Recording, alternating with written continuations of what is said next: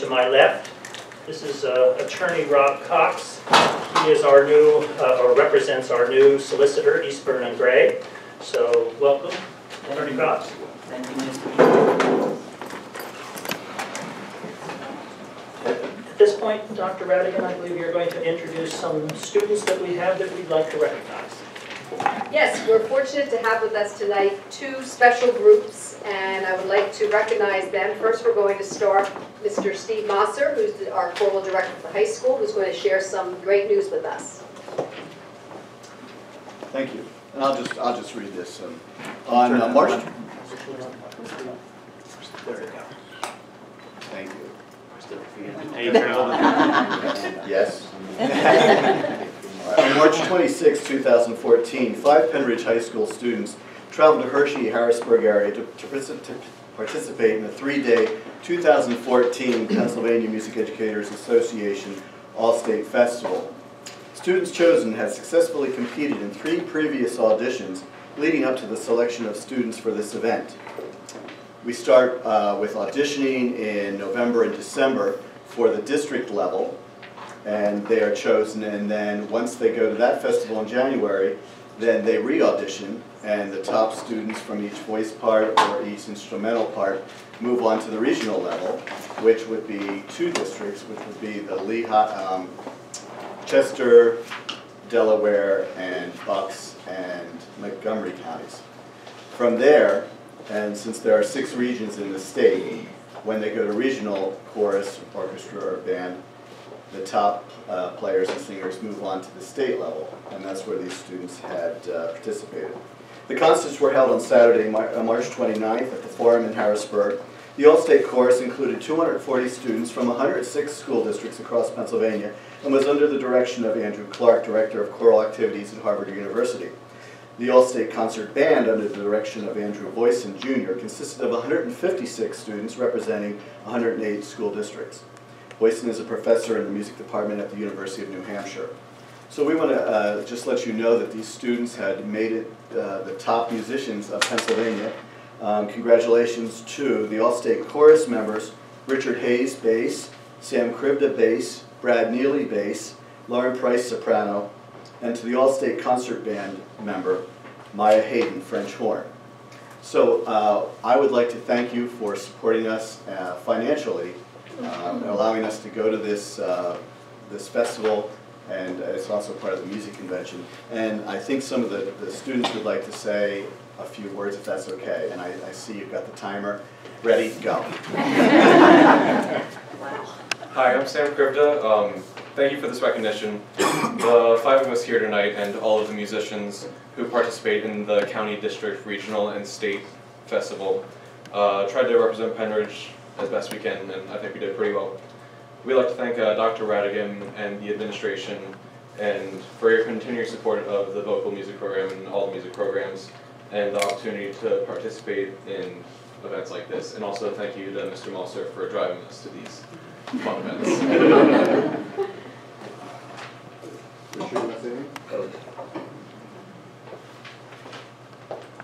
I have no speech card, so first of all, I want to thank the board for allowing us to continue unhindered to all these festivals. I think that it is a great pleasure and a great honor to do this.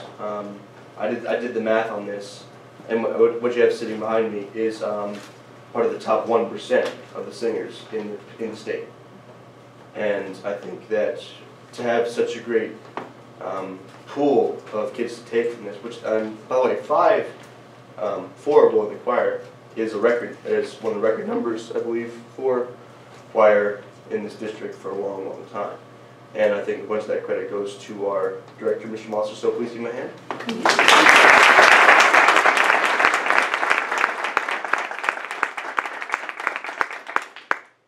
Hello, my name is Maya Hayden, and I am the horn player from Pennridge. And I'd just like to give an amazing thank you to you guys, because I wouldn't have been able to do this without you. And this is my first year of festivals. I've gone to 5 festivals and many strenuous auditions that were well worth it in the end, and I could never be more thankful for this experience, because I learned so much and I had so many amazing experiences. I learned so many new things and I have so many new friends, and I just thank you very much.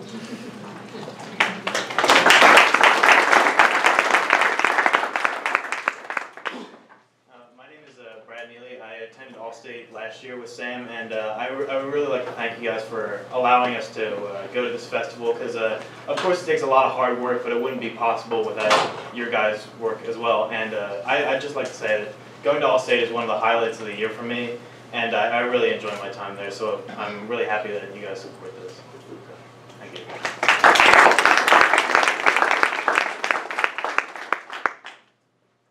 Hello, my name is Lauren Price, and I'm a senior here at Pennridge High School. And this is my first experience going all the way to All-State Festival.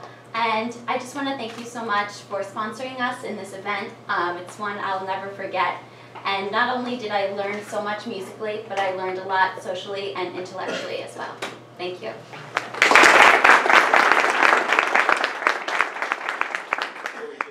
Thank you, and we'll bring a gang next year as well. I ask a question. Mr. Mosser or the students, are any of you going to be music majors when you go on to school? Good for you. I hope it works out well. Me too.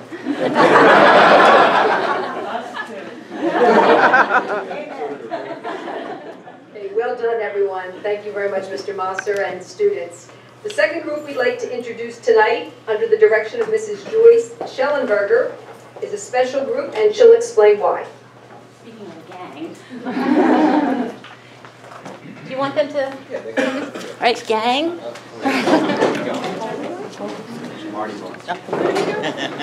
Where we go? Mr. Ferry says right up in the middle. Get face to face with our None of wonderful this school. like, please This is a representation of our conference cast from North Middle School. Every year, because you guys vote yes, and we want to thank you for that, we attend the Pennsylvania State Thespian Conference. It's a great educational experience. They go to skill building workshops, they rub elbows and spend time with other fellow thespians, their people, and attend performances from really wonderful high schools. It's a high school conference. 2 years ago, one of my students leaned over to me because there was a middle school performing. They were kind of the warm-up group for the high school group that was performing. One of my students leaned over to me and said, "Mrs. Schellenberger, I think our Aladdin was better than them." And I very quietly agreed. But the wheels started turning in my head, and I thought, could we really? Could we do this? I knew I had a good group of kids coming up this year. My daughter Katrina, who is our choreographer, is a senior here at Pennridge. It's our last year doing a show together. We want to do something special. So I submitted our name to the committee that chooses who will perform at the conference. And about 3 weeks later, we received word that, yes, indeed, they were accepting us as a main stage performance at the State Thespian Conference to perform Beauty and the Beast Jr. No turning back at that point. We auditioned, we rehearsed, and on a very cold day in December, we loaded up a 20-foot U-Haul trailer with our sets and our costumes and our props and our hopes and our dreams. And we drove out to Central York High School, where we had not an evening performance like the other middle school. No. They put us on for 9 a.m. the next morning, which means a 6:30 a.m. load-in. So my husband and some wonderful parents backed up the trailer, loaded in, while the kids were at the hotel having hair and makeup before they'd even had their breakfast. That's how dedicated they are. It was an audience of 1,200, predominantly high school students and directors. They know what a good production is supposed to look like if no one does. They also know what it's like to be in middle school and just getting started. And it was the best, most encouraging, most critical audience that we'd ever performed for. And I have to tell you, when that curtain started to open, we were all just a little bit nervous. Okay, a lot of bit nervous. But we had confidence that we could do this. And the audience, these kids, they were spectacular. That's all I can say. They were spectacular. They brought the house down from beginning to end. The audience was clapping and cheering and on their feet. And they were in middle school at a high school conference. I couldn't be prouder of them. And all day long, because we wear our t-shirts that day, kids kept coming up to them and saying, not just, "You guys were great, you guys were wonderful," all the encouraging things we want to say, but the best thing you can say to a middle school group, which is, we couldn't believe you guys were middle schoolers. You were performing like a high school group. That's music to our ears. And I'm just delighted to be able to share this with you this evening. Katie, our president of our officers, is holding the plaque, which we were awarded, which we will proudly hang at Pennridge North Middle School. Give the sports trophies a little competition there with some drama trophies. And I don't think we have time to share them with you, but several of the students wrote how the theater arts program has impacted their lives. And so we'll put those together so that you can read them at a later time. I want to thank you for your support of this program. I want to thank you for voting yes to let us go to the conference and just continuing to support the theater arts program. I can tell you from watching these kids' lives how it has impacted them. And I'm sure Steve is nodding here knowing what theater does for a kid. If you could see them when they come and audition as 6th graders and and by the time they're 8th graders, they've blossomed and they thrive, and it gives them such confidence. And I personally have to say, I couldn't think of a better group of kids to take to the conference. I love them with my whole heart, and they did us Pennridge proud, I have to tell you. So I'd love to thank you.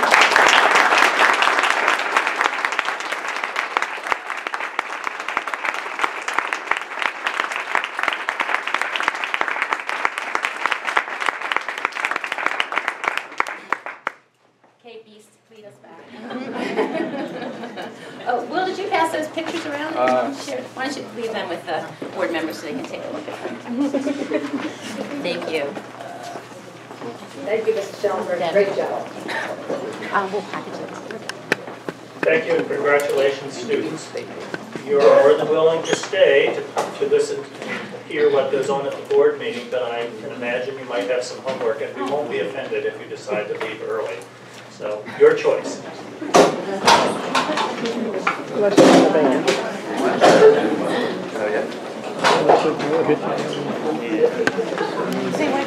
Yeah,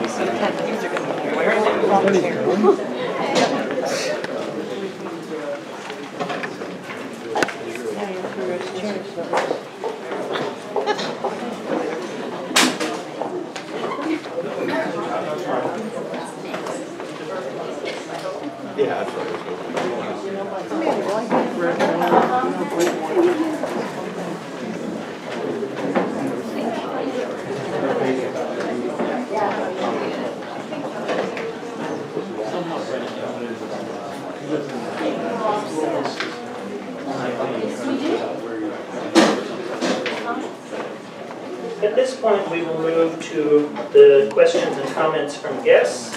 I have 5 names, I believe, signed in, but I think one of them is one of the young ladies who already spoke. Please state your name, your municipality, and this part of the agenda is intended for items that are on the agenda. So the first name here is Justin Reynolds.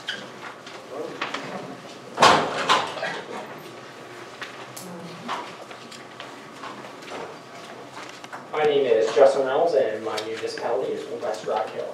So I just have a few comments on the agenda about the lighting and sound technicians. I just want to kind of clarify up a few things, and just to let you know, I am one of the lighting and sound technicians. Fun fact, my dad did this back when he was at Pennridge, I think, it was in the 70s. So, runs back in the family.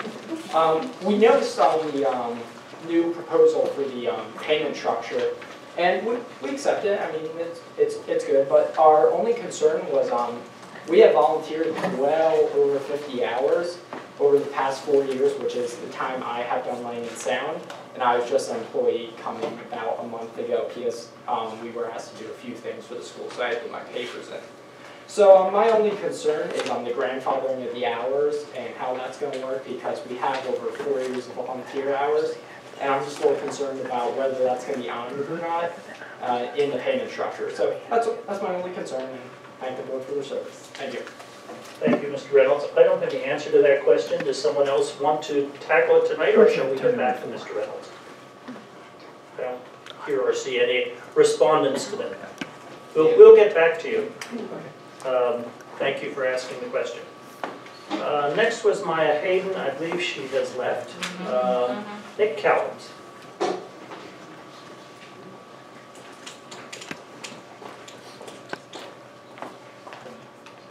Thank you, everyone. My name is Nick Callens, and I'm from East Rock Hill. I am here with Justin. I am the Director of Lighting for Pennridge High School, Pennridge School District, whatever. I run lights for the district. And I just wanted to clarify what we get paid for, what we don't get paid for. I calculated over about 250 hours of lighting for free for the district each year. That equates to probably about 750 hours since we entered high school, and we both did it in middle school as well. This includes school assemblies, school concerts, the theater program that includes now 3 or 4 plays per year, including a musical, which we're at from here about 6 o'clock to 10 o'clock for about a month. So I mean, we do a lot for free. So when people see that $25 hour mark, they think it's high. And we are very grateful for it, and again, we're still grateful that this new pay structure will still, it's not, I don't know how to put it, we're grateful. But we just wanted to clarify that we are not stealing from the district. I've heard all sorts of things. Most of these jobs we do are not funded by taxpayers. When someone rents out the high school or any auditorium in the district, that renter can choose to hire someone from the district. Justin and I, or there's a few others, to do lighting and sound. It's their choice. Pennridge School District, the first time, I've done 3 shows, the first time they've ever asked, in my recollection, for a board meeting to pay for lighting and sound was this past March, for these Poppy Yoder meetings that were in the auditorium. Other than that, Justin's brother Chris did it before we did in years in history. This number has only been paid for by people renting out the auditorium. We're very conscientious about taxpayer dollars. We try to save where we can. Again, 98.5% of the work we do is free. And if you equate that to about 5 hours per year we do for money, it's about 50 cents an hour. But we don't put a price tag on it because it's something we truly love to do. Justin wants to be an engineer, and I want to go into TV journalism, broadcast journalism, so it's something we're preparing for the future. So I hope that clarified that number. If you have any questions, we would be glad to answer them. Again, we really love working for the district. We love doing these drama programs. I know Mrs. Miller, I see you at a lot of the shows, and it warms my heart that how supportive the district, the employees, and the community members are of the drama program, because it really makes us feel good. Thank you. Thank you, Mr. Callens. Diane Herring. Got enough battery? Got enough battery? Got enough battery? I hope so. I'm worried about the camera. Good evening, Diane Herring, Hilltown Township. I hope during the meeting, when you reference new business, there will be some open discussion regarding the credentials of the people selected on the Comprehensive Planning Steering Committee. I will specifically be looking for knowledge on if any of these people have any children in the district who have special needs, so that a Planning Steering Committee position, there is a representative who has direct experience with either a 504 or an IEP and can offer that skill set. And I will also be looking to see if any of these folks have or had or will have a student who participates in the VOTEC, seeing that as such a critical function of what we do in augmenting education here and the investment. I would hope that we would ensure that the credentials of someone on this committee, given that this is a planning steering committee that I understand is building a plan for the next 4 to 5 years, would bring those skills to the table. Thank you. Thank you. Chris Lippman.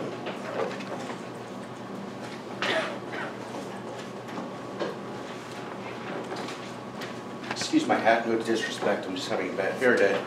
Chris Lippman, Bedminster Township. Press the button. Oh, Bedminster Township. Just have a quick comment regarding the recent survey for the new principal.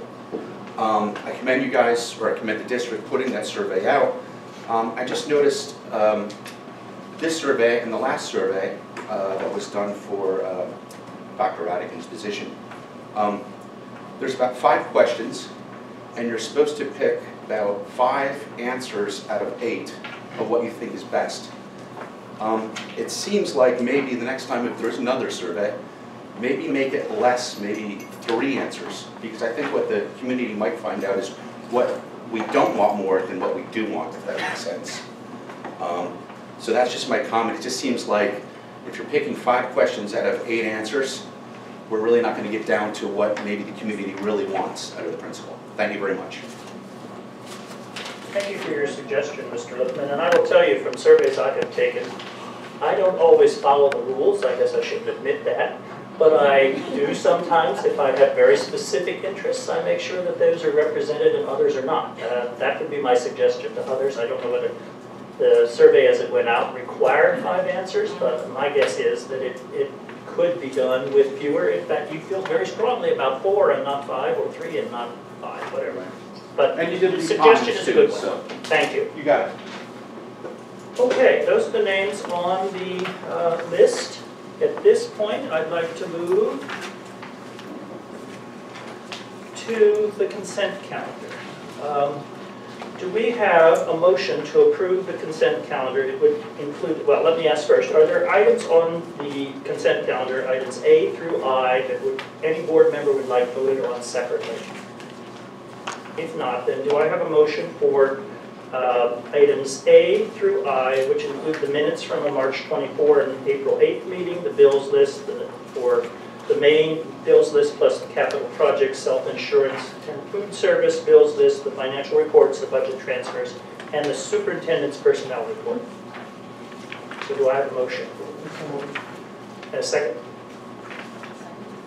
Moved by Mr. Deming, seconded by Mrs. Schmidt, to approve the consent calendar. Comments or questions from board members?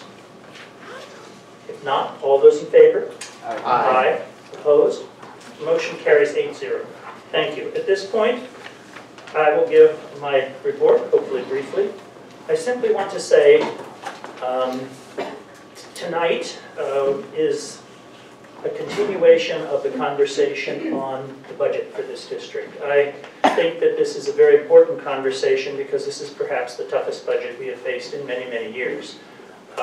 As most of you know, there are some significant increases to things such as the pension contribution and the issue of special needs funding, not to mention a great deal of uncertainty about what the state and the federal government will provide in the way of funding. State government has happened almost inevitably year to year here and around the state, doesn't make a decision on their budget sometimes until after the deadline, that is June 30th.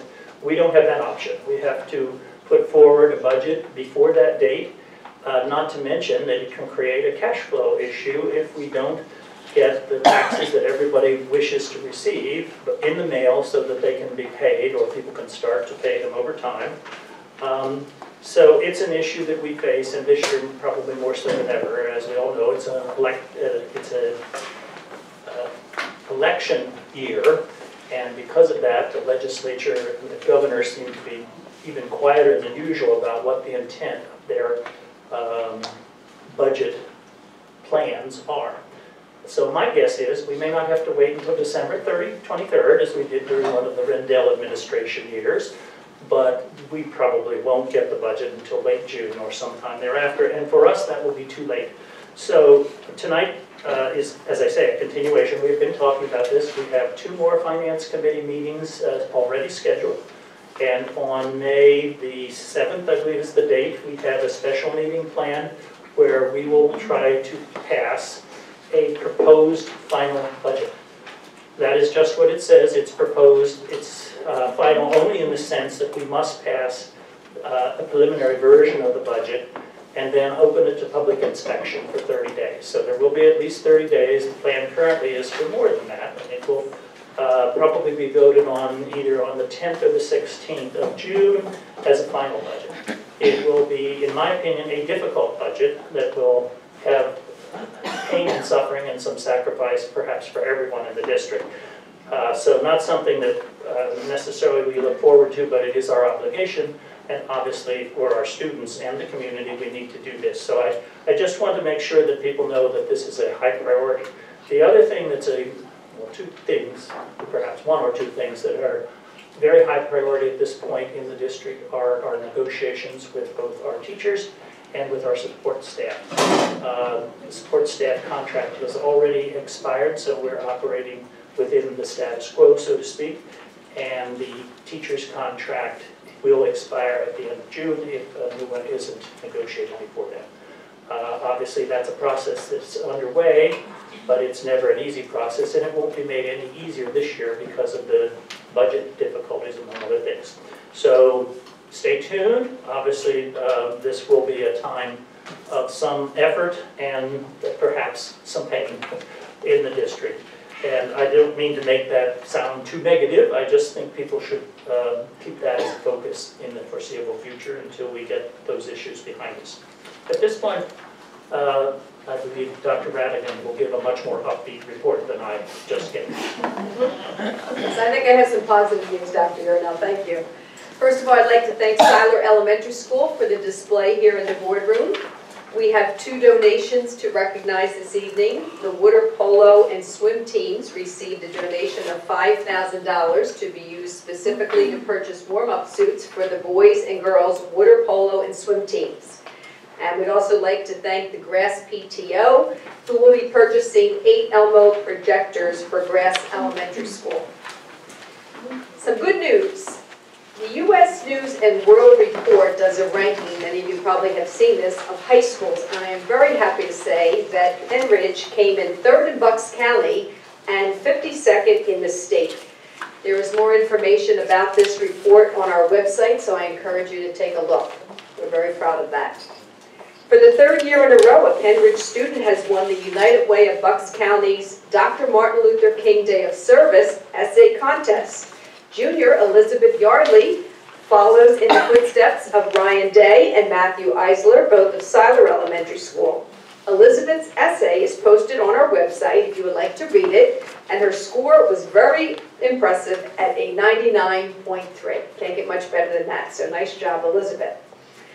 This is a bittersweet honor, but Senior Courtney Rankin is going to Congress next week to advocate that they pass a bill dedicating May 6th as Moya Moya Awareness Day.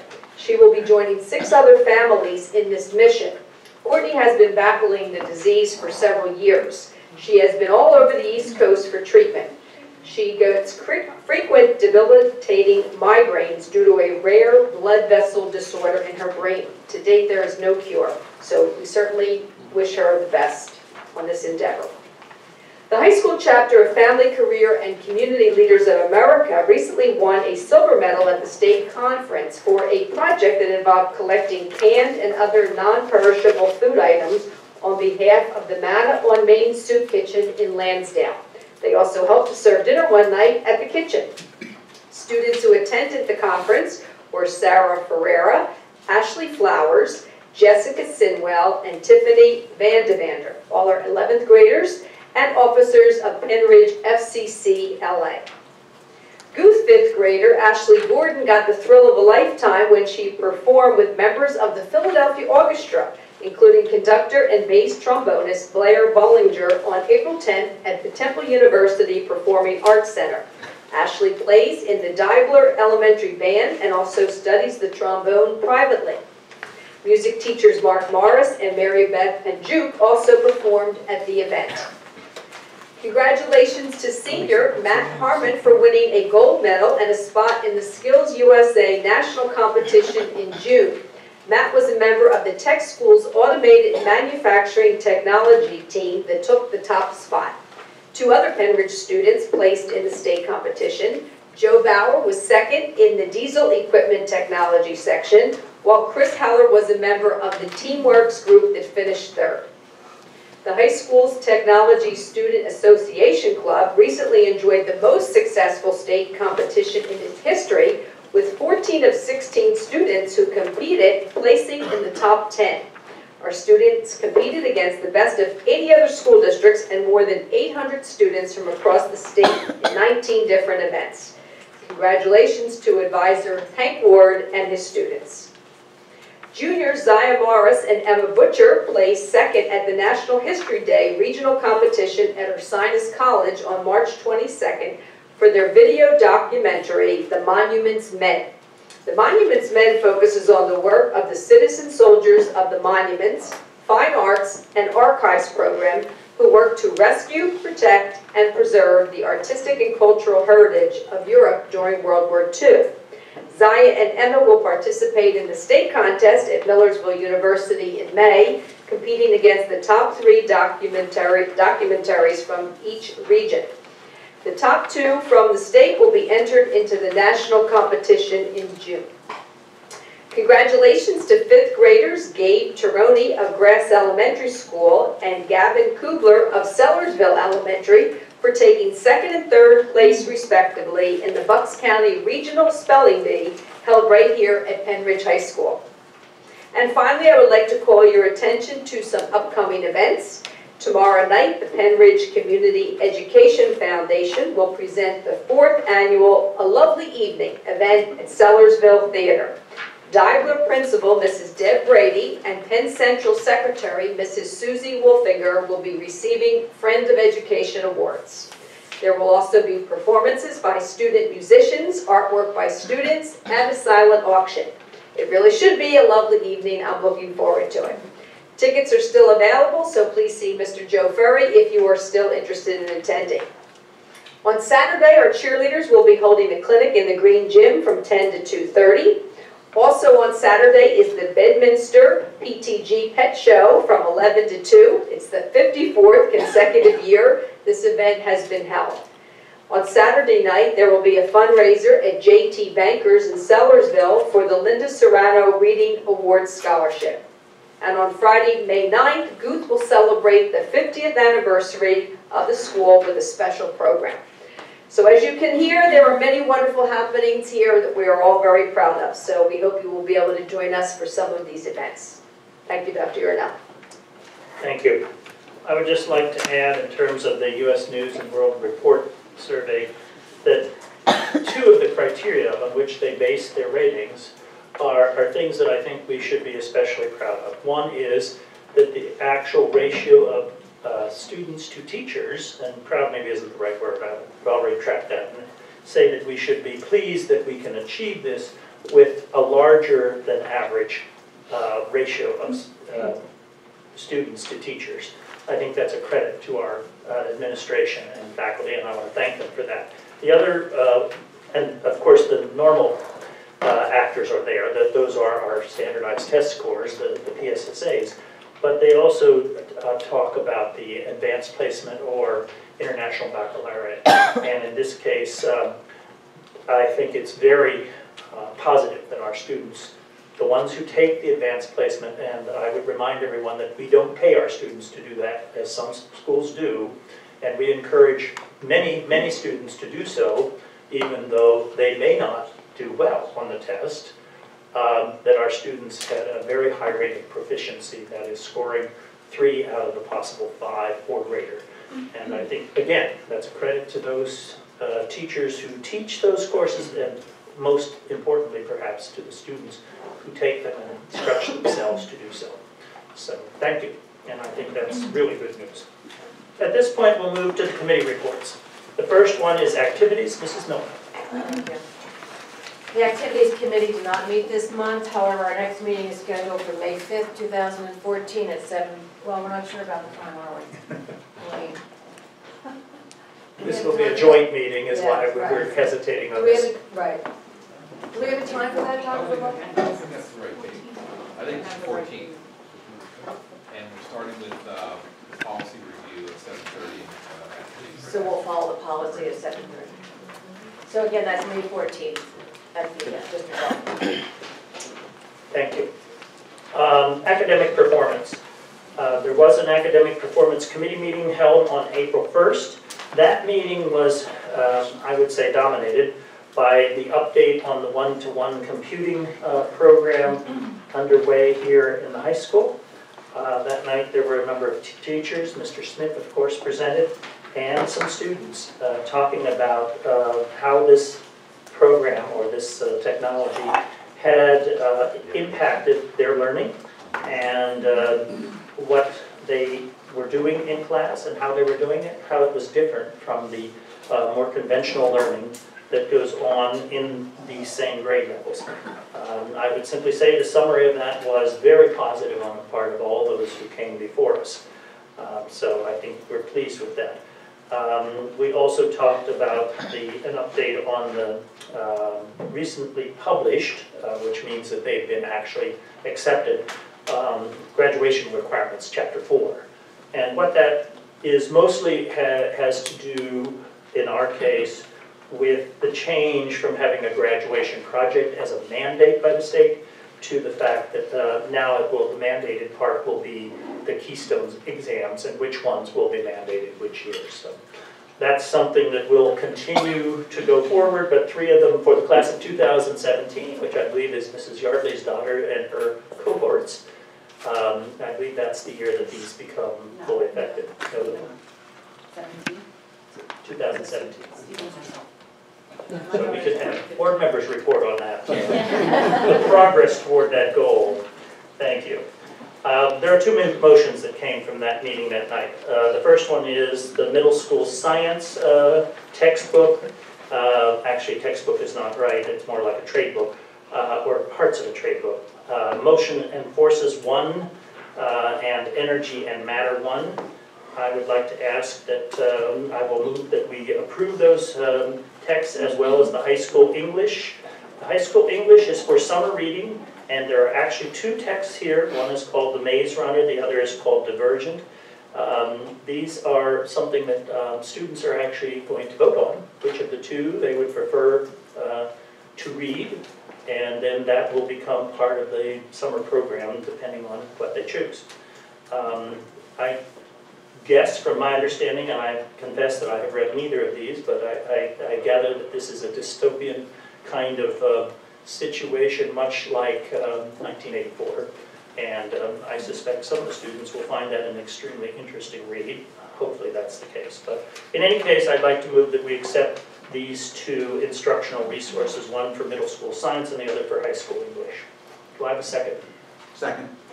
Moved by Dr. Yarnell and seconded by Mr. Sarnees to approve the instructional resources. Comments or questions from board members? If not, all those in favor? Aye. Opposed? Motion carries 8-0.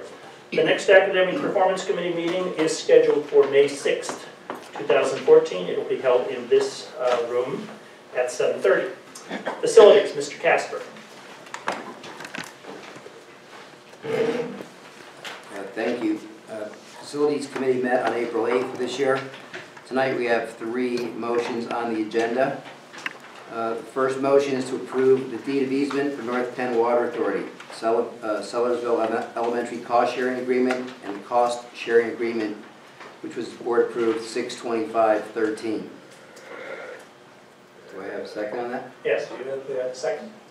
Yes. Moved by Mr.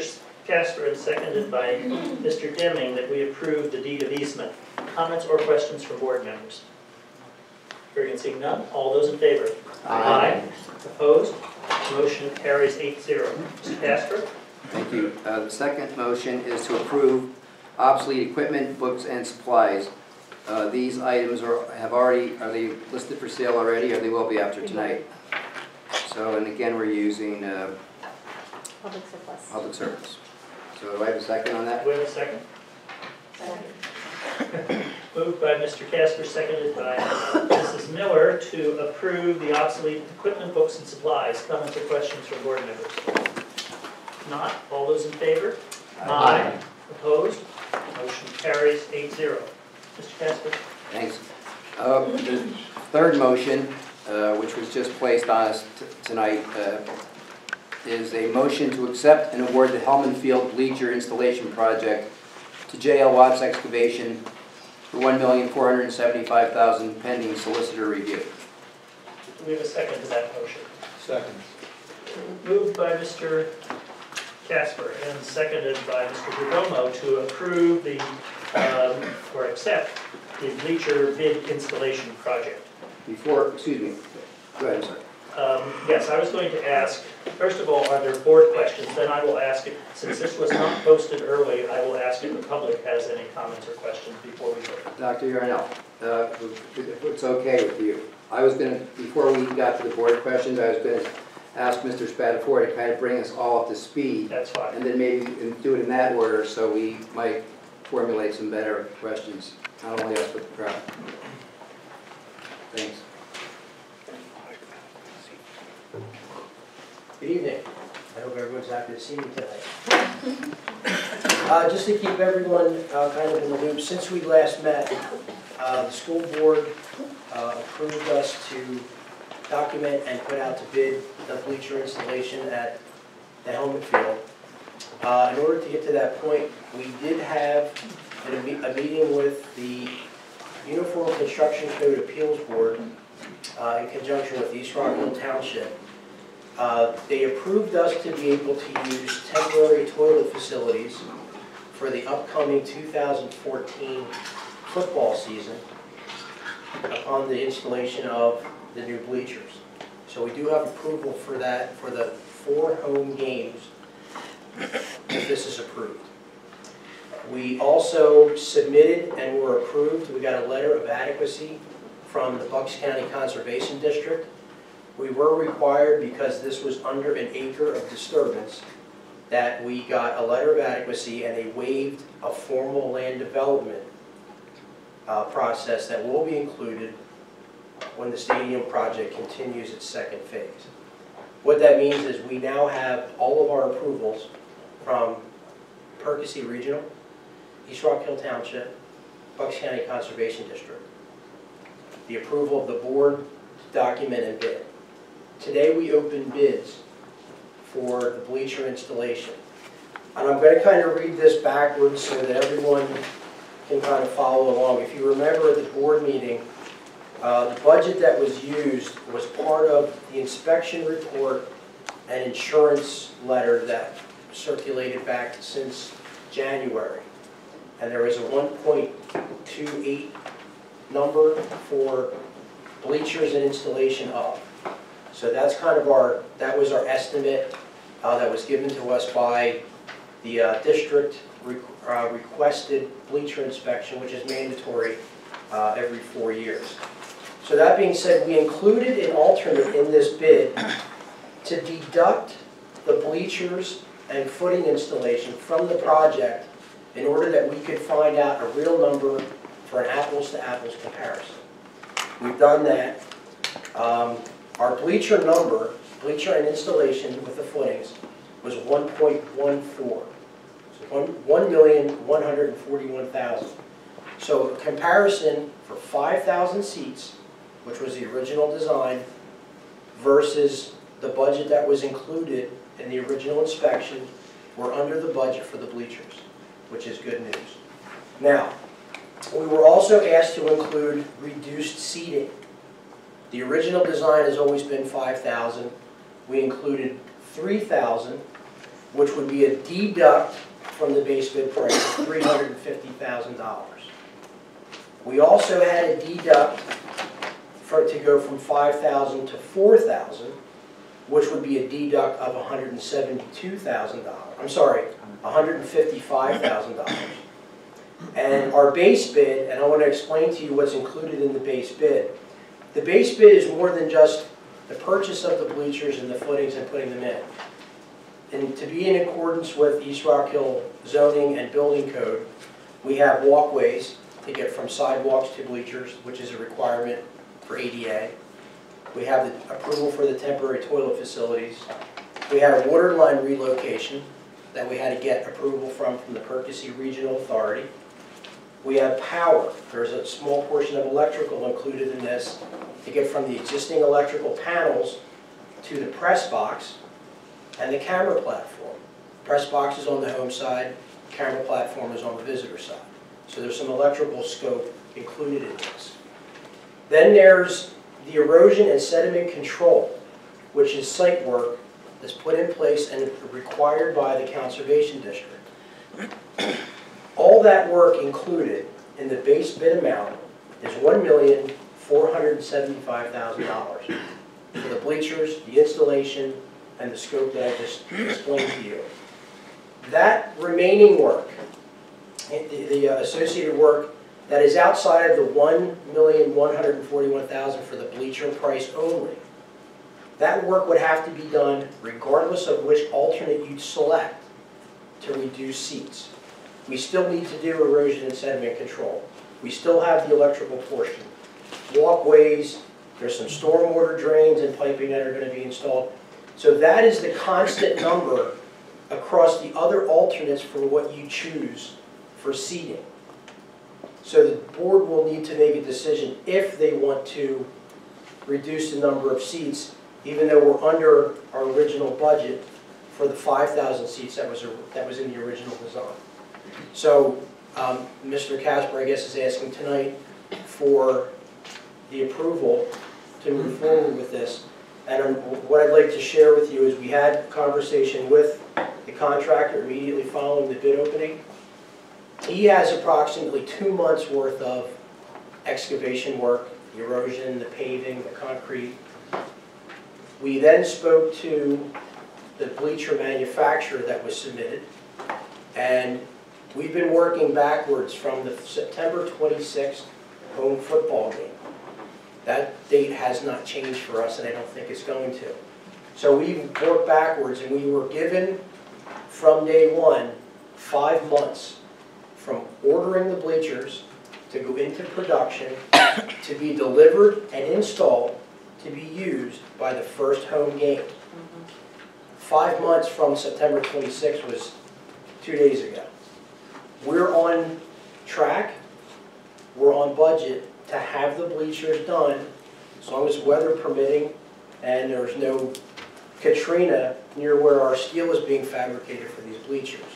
So, as requested by the board, which the original question was in January, if we give you approval, can we get bleachers in time? The answer then was yes, but we need cooperation. We got our cooperation, the documents, the bids are in. We're on track to meet and have our home football game, first home football game. So, board's decision. And I think the only thing that we have left is following this meeting, we're going to meet with Mr. Cox just to review the bid submission that came in today. We already did a preliminary review. The documents are all in, what we typically have submitted for a bid. So I don't foresee any problems unless Mr. Cox finds something that's atypical. So, thank you. Correction. Mr. Linden, would you please wait? As I said, we're going to ask board questions first, and I'll ask the audience. 350 now. This is May I Nora. ask a question? Sure. Dr. Radigan and maybe Mike as well, wherever you are. Back in March, you gave us a price of $1.7 million for both fields. How does this $1.4 million affect that now? The number that I gave was for both fields, you're correct, and the stands that I factored in, if you remember, were $3,000 minimum, and that was estimated to be $750,000. But I did say to the board that was the minimum number for. But that only $3,000. That only reduces it by what is it, 300,000, Mike? For if you take it down to 3,000 seats, wasn't that $300,000? $310,000 deduct to go from 5 to 3. So again, I ask, what does this number do now to the 1.7 million for both fields? What does it do to it, meaning? This 1.4 million, how does it change that number? You gave us a number of 1.7 million for both fields, and that's what the board voted on, because that was the best deal, correct? What does this 1.4 million in bleachers for Hellman do to that 1.7 for both fields? What now is the estimated cost for both fields? The bid is out for the other field for the demolition of the other bleachers. But I'm guessing you gave Dr. Radigan those numbers, is that correct? I don't That think she I based her understand. 1.7 million on? I don't think I understand the question. Actually, the number was given to me, I think, by understand Mr. Spatafor, and I think it was Mr. Loeffler actually gave me the number for the bleachers of $750,000, but what we didn't have at that time, and we wouldn't have known this for any field, these other items that were mentioned about the electricity and what else did you just mention, Mr. Spatafor? ENS control. That would happen at either field. So those numbers we didn't have because we needed the bids to be taken before we I knew think that. they were expected. We were talking about groundwork and footings and water drainage, et cetera, et cetera. So again, I asked, how does that change that 1.7 million number for two fields? All the numbers would be higher as a result of what I'm just hearing. By now. how much? By 1.4 million? That I don't know. Because that's what the board based their decision on. That's what you were proposing and encouraging. Okay, I'd be curious to see those numbers. I have one other comment, and it'll just be brief. The VOTEC is putting in a $23 million renovation, and they just put their bids out. And all the bid documents are available on the website for free and access to anyone, and yet I understand that Dewey was charging $75 for anyone. Wasn't that right, Mrs. Steinberg, is it? Yeah. 50. $50 if they were requested, yet the board, that the VOTEC is putting up a $23 million renovation and all the bid documents are free to anyone. So I'd like to know why is that different? Why are we different than the VOTEC? For $1.4 million compared to $23 million? Pennridge School District, I don't believe, post their drawings on their website for anyone to download. But I understand there was a cost of $50 to $75 for anyone. Where would that money Mr. go? Miller, that every project that we've bid for Pennridge School District for the past 10 years, the documents have a minimal fee to buy the disc. It's a physical disc that have the manual and the drawings. It's always been Well, there. maybe we could change that. If theirs are online, maybe we could change If that. you want to talk to the IT department, that we could actually put them on there to not only advertise, but for contractors to do that. It's an option. I think in the, for transparency, certainly. Thank you. Mrs. Yardley. Yeah, in the option 7 for the full everything at Hellman Track and Field, and then also in Dr. Radigan's recommendation, there was a line item for access drives and walkways. So is that everything that we need to do for access drives and walkways? Is that all being done this year, or is there something more that needs to be done next year? The only thing that we're putting in this year are the walkways to get from the sidewalk that is existing to the bleachers. It has to be a hard paved or concrete surface for ADA. So we're only putting in the minimal aisles to get access from where you enter the gate to the bleachers. The access drives and additional sidewalks will be part of phase 2. All the paving around the concession building, ambulance access, the parking lot, everything that's on that master plan for phase 2 will be the rest of it. This was only minimal for East Rock Hill to approve us to put the bleachers in.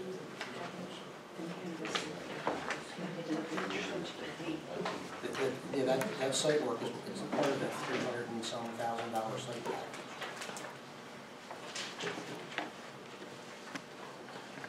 So, so there's, in the original estimate, there was about $300,000 for the access drives and walkways. So you're saying we still need to do that next year? We still will do that next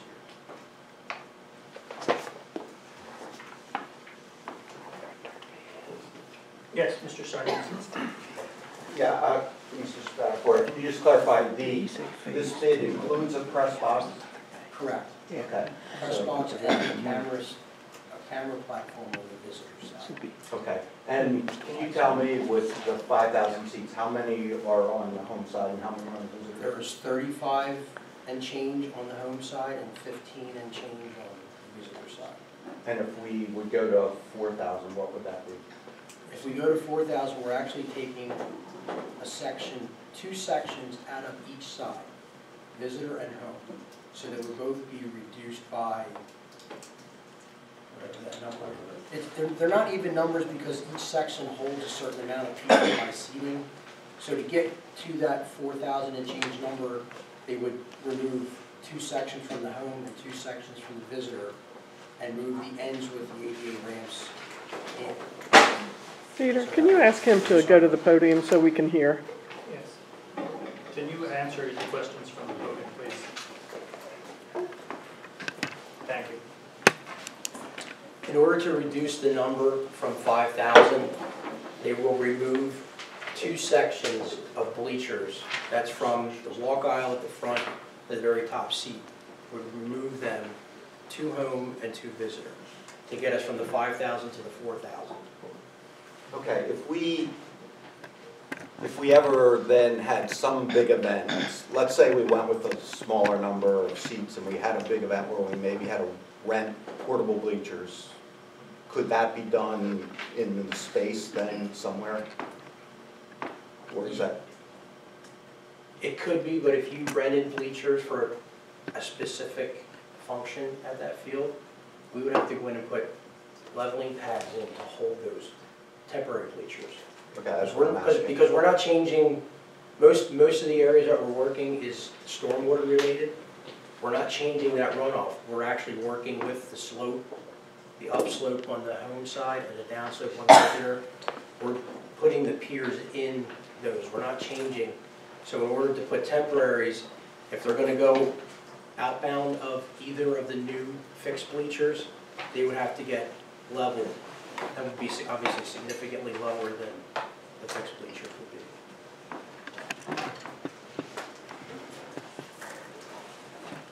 How many ADA compliant positions or seats or whatever you call them does this include?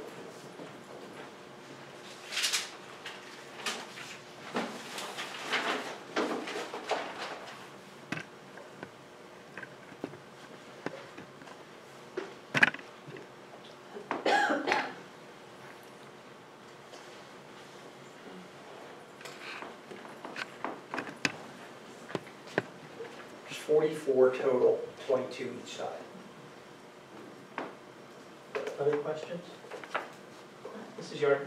Yeah, it's just, you mentioned when you talked about the approval for the temporary toilet facilities, you said for the 4 home games. I mean, is it only approval to use them for those 4 home football games, or is there approval to use them at all sporting events throughout the year until the permanent ones would be purchased? The temporary ones will be there for the duration of the 4 home games, 4 football games. And then they'll be removed? And then they're being removed. We are getting ready to start the design, pending board approval of this second portion, the phase 1. The permanent toilet facility will be constructed next spring and summer to be ready for the 2015 football season. That was the agreement with East Rock Hill Township, is these are only there so we can save the 2014 season to accommodate the 5,000 people potentially that we could have.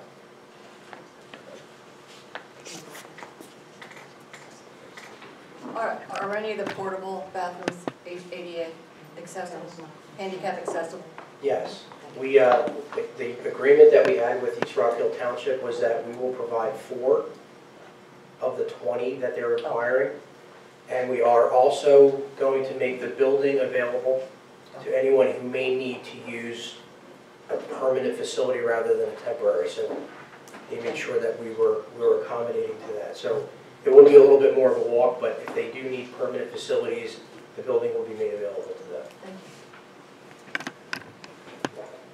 In the original construction of that field, lighting was an issue. Is, for these 4 football games that are proposed for up there or up here, is that an issue at all? For instance, if they ran into overtime, at one point we had to turn them off at a certain time of day, would that be an issue? The conversation that we had with East Rock Hill Township, and we did have some of the residents who were at the original meetings, we are not changing any of the procedures or restrictions that were put in place. I don't know that I can answer a what if, a football game. There was conversation with Mr. Babb about possibly starting the football games maybe a half hour earlier, so we did run into that. But the one thing that we do have an advantage with this phase 1 and phase 2 for this field is we get to test run our lighting and our sound system